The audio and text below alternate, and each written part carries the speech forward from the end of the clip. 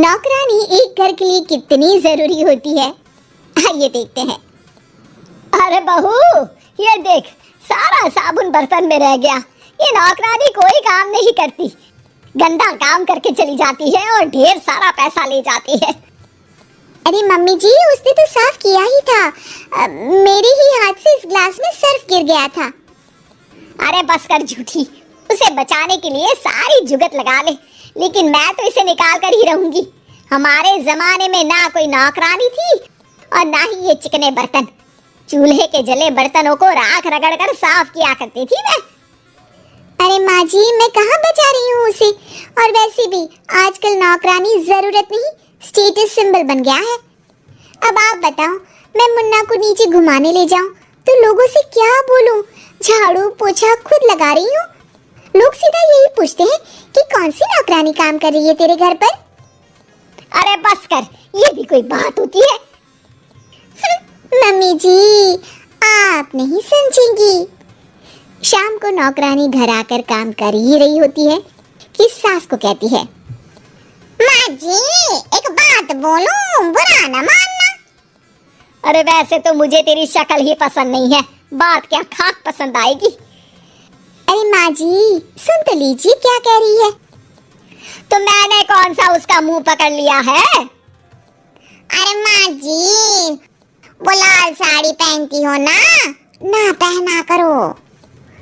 सास का गुस्सा अब तो 7वें आसमान पर होता है। अरे वाह जीवा, क्यों ना पहना करूं? और तू होती कौन है ये बताने वाली कि मैं क्या पहनूं क्या ना पहनूं? अरे माँ जी, पूरी बात तो सुन लो, वो बोलना क्या चाह रही है। अरे बुरा न मानो आंटी जी। अरे कौन है आंटी? अपनी उम्र देखी है तूने? 2-4 साल ही छोटी होगी मुझसे और मुझे आंटी बोल रही है।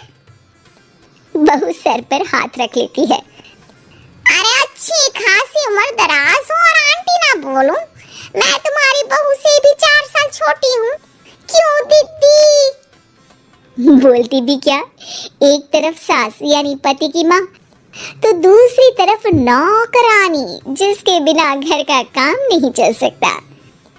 वो दरअसल माँ जी की शादी भी बहुत जल्दी हो गई थी ना। अच्छा ये झगड़ा छोड़ो, ये बताओ तुम माँ जी को लाल साड़ी पहनने से क्यों मना कर रही हो?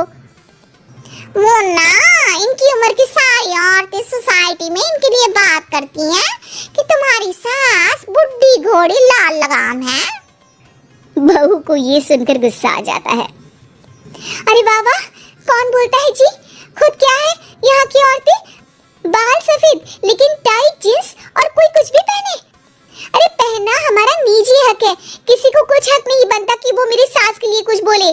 मैं आज ही जाकर माँ जी के लिए लाल जींस लेकर आऊंगी, फिर देखो कोई क्या बोलता है। अरे चुप लाल जींस।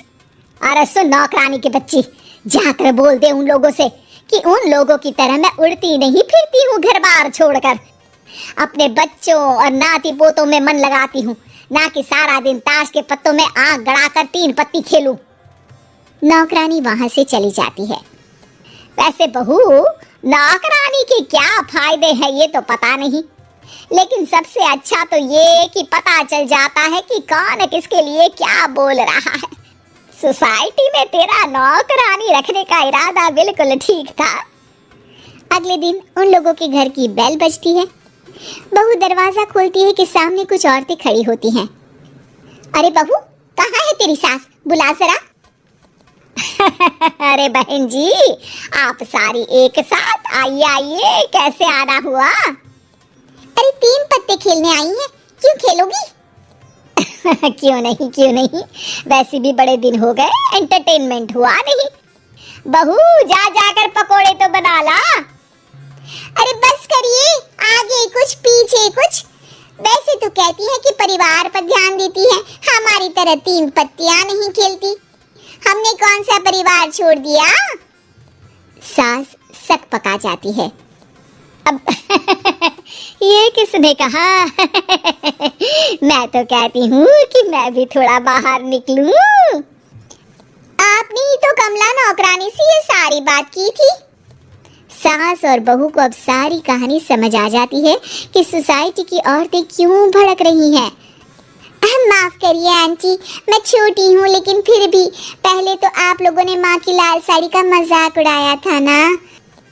हाँ हाँ उड़ाया था, लेकिन उससे पहले तो तुम लोगों ने हमारी जीन्स के बारे में बात की थी। अरे क्यों ना पहने हम जीन्स, तुम्हारे पैसों की थोड़ी ना है। सास और बहू सर पकड़ कर बैठ जाती है। देखा बहू, ये खेल कर गई तेरी नौकरानी, यहाँ की बात वहाँ तो वहाँ की बात यहाँ। दोनों किसी तरह औरतों को समझा बुझाकर घर भेजती है और कसम खाती है कि नौकरानी को नौकरानी ही रहने देंगी।